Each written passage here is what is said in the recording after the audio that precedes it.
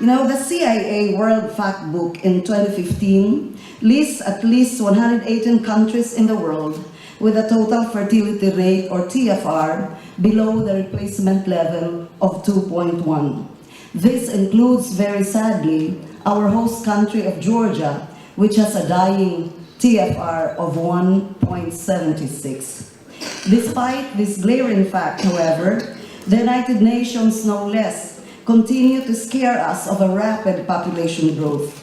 In its 2015 report, the UN forecasts that the number of people will grow from 7.3 billion to 8.5 billion by 2030 and a staggering 9.7 billion in 2050, 100 million more than was estimated in the UN's last report 2 years ago.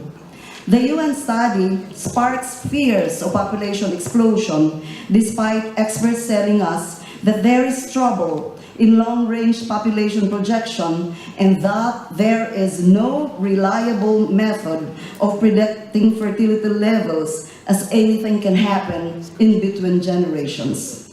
Regardless of one's opinion, nobody can deny that people nowadays are not having enough babies to sustain the world's population. Despite overwhelming evidence to the contrary, death peddlers continue to tell us that this rapid increase in population has a profound and alarming implication in political stability, food security, and climate change. Thus, the continued push for population control, particularly in less developed countries, continue in wild abandon. The main reason they gave us is to eradicate poverty, to improve quality of life, as if giving condoms or pills will put food on their table and build them decent homes. They spend billions of dollars for population control, and I always say that if this mind-boggling amount of money used to purchase killer contraceptives and promote the death agenda is used to give the poor livelihood opportunity, there will be no more poor in this world. We all know what is happening, but while we all agree that abortion is terrible and horrible and must be stopped, it is strange that many still support contraception, the corrupt soil from which the destructive plant of abortion grew. Very sadly, many find in contraception an area of compromise, as if contraception will now suddenly, after decades of the opposite, lead to a decrease in abortion rates or even a return of fertility. The twin evil of contraception and abortion is promoted in the guise of sexual and reproductive health or rights, even if in reality, the objective and the result is reproductive death, horrible ailments and death of women and children, promiscuity, and ultimately missing scientists, entrepreneurs, doctors, nurses, and other professionals, children who will provide love and care to parents in their golden years and fill up the void and provide warmth to the chilling coldness of demographic winter. Saint Pope Paul VI, in his prophetic encyclical Humani Vitae, or of human life, aptly warned us of what will happen if contraception is allowed and promoted and the teaching of the Church disregarded. Released on July 25 of 1968, the Pope, who was greatly vilified then, gave 4 predictions. Number 1, that it could open wide the way for marital infidelity and a general lowering of morality or moral standards.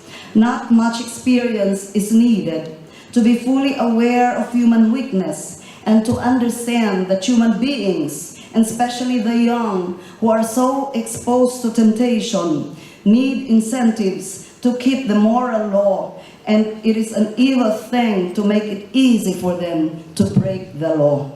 Second, a man who grows accustomed to the use of contraceptive methods may forget the reverence due to a woman and, disregarding her physical and emotional equilibrium, reduce her to being a mere instrument for the satisfaction of his own desires, no longer considering her as partner whom he should surround with care and affection. Third, there is danger of this power passing into the hands of those public authorities who care little for the precepts of the moral law. They may even impose their use on everyone.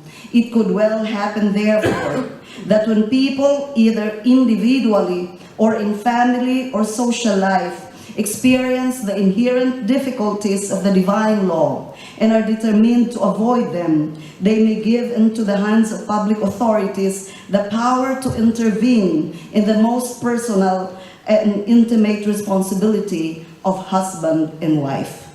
And fourth, contraception would lead man to think that he has unlimited dominion over his own body. How prophetic Saint Pope VI is indeed. Once contraception became easily available, we see distortions of sexuality and problems of human relationships, of marriages breaking down, and violent aggressiveness of women rationalized as women empowerment and or feminism, discovering that as a result of contraception, they are being abused by men. And today, indeed, man thinks he can do anything with his own body, and thus there is rampant abortion on demand, harvesting and experimentation of fetal bodies and parts, legalization of same-sex unions, surrogate mothers, designer babies, transgenderism, where a person can change his or her sex as he or she pleases. Many people today conveniently forget that, as Pope Pius XII said, he is not the absolute master of himself, of his body, or of his soul, and thus he cannot therefore freely dispose of himself as he pleases. Even the reason for which he acts is of itself neither sufficient nor determining.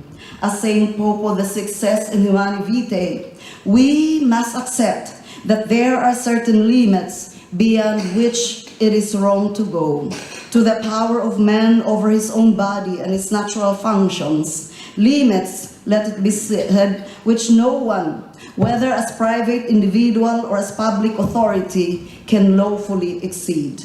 This limit, he says, are expressly imposed because of the reverence due to the whole human organism and its natural functions. Since the Church did not make either of these laws, the saint says, she cannot be their arbiter, only their guardian and interpreter. It could never be right for her to declare lawful what is in fact unlawful, since that, by its very nature, is always opposed to the true good of men. Contraceptives is, by its very nature, contradicts the moral order, and which must therefore be judged unworthy of man, even though the intention is to protect or promote the welfare of an individual, of a family, or of a society in general. Consequently, it is a serious error to think that a whole married life of otherwise normal relations can justify sexual intercourse which is deliberately contraceptive and so intrinsically wrong. People, however, justify the use of contraception as lesser evil to prevent abortion. Contrary to this popular belief, though, let me emphasize that contraception is the gateway to abortion. It treats the potential child as an enemy, and thus when it fails, and it does many times, and a child is conceived, the child is easily aborted. More importantly, contraception will not prevent abortion because most contraceptives like pills, IUD, and the injectable Depo-Provera acts as abortifacients. As acknowledged by the manufacturers themselves, one of the three ways by which contraceptives work is to alter the endometrium or as they say, it causes the thinning of the endometrial lining. The alteration of the endometrium makes it hostile to implantation by the fertilized egg or the newly conceived baby, and thus provides backup abortifacient method to prevent pregnancy. What you can see now in the slide is how a normal endometrial lining of a woman looks like when she is not taking contraceptives. But when she takes contraceptives, it becomes very thin, dry, and barren like a desert. You know, in God's wisdom and loving design, the endometrial lining is created lush and healthy, meant to provide nourishment for the newly conceived baby who will stay in the womb for 9 months. But when a woman uses contraceptives, the environment in the womb becomes hostile to implantation and the baby is aborted. IUD, in fact, works essentially as an abortifacient. It acts primarily by preventing the embryo from implanting, not by preventing conception. It is therefore an abortifacient, not a contraceptive. In addition to its abortifacient effect, numerous scientific studies confirm the killer effects of contraception, not only to the baby, but to the woman herself using contraception, taking a toll not only on herself, but on her marriage and relationships as well. As early as July 29 of 2005, the International Agency for Research on Cancer, an attached agency of the World Health Organization, published a study conducted by 21 scientists from 8 countries, published in many reputable medical journals, showing that combined estrogen, progesterone, oral contraceptives, or pills are carcinogenic to humans. Since then until today, pills have been classified as a group 1 carcinogen, the most dangerous among the 5 classification of agents evaluated as to their degree of their carcinogenic risks to humans. The 2005 IARC statement says, women increase the risk of breast, cervical, and liver cancer if they use oral contraceptives, and the greatest cancer risk is to young women, particularly teenagers, who use the pill. Today, while the IARC still classifies pills as a group 1 carcinogen, the latest update is 22 February 2016. They include an additional information that there is also convincing evidence in humans that these agents confer a protective effect against cancer in the endometrium and ovary. Thus, you will hear population controllers saying that pills prevents cancer without telling people that yes, it may prevent ovarian and endometrial cancer, but you will still die from breast, cervical, and liver cancer. Take a pick. The lies and the deception never stop because Satan never sleeps. In addition to the various forms of cancer, contraceptives have also been found by overwhelming scientific studies to cause high blood pressure, blood clots, stroke, heart attack, depression, mood disorder, weight gain, migraines, increased risk of uterine perforation, increased risk to getting HIV/AIDS, ovarian cysts, pelvic inflammatory disease, possible permanent loss of fertility, ectopic pregnancy, and loss of libido or sexual pleasure, among many others. One just needs to read the accompanying literature to see the horrifying consequences of the use of contraceptives. Even more important than the loss of lives, brothers and sisters, is the loss of souls. Through the spread of contraceptive mentality, especially among the young, human sexuality is no longer seen as the gift of God, which draws a man and a woman together in a bond of lifelong and faithful love, crowned by the gift of a new human life, but rather as a tool for personal gratification. We need to let people realize that contraception is wrong because it is a deliberate violation of the design God built into the human race, often referred to as natural law. The natural law purpose of sex is procreation.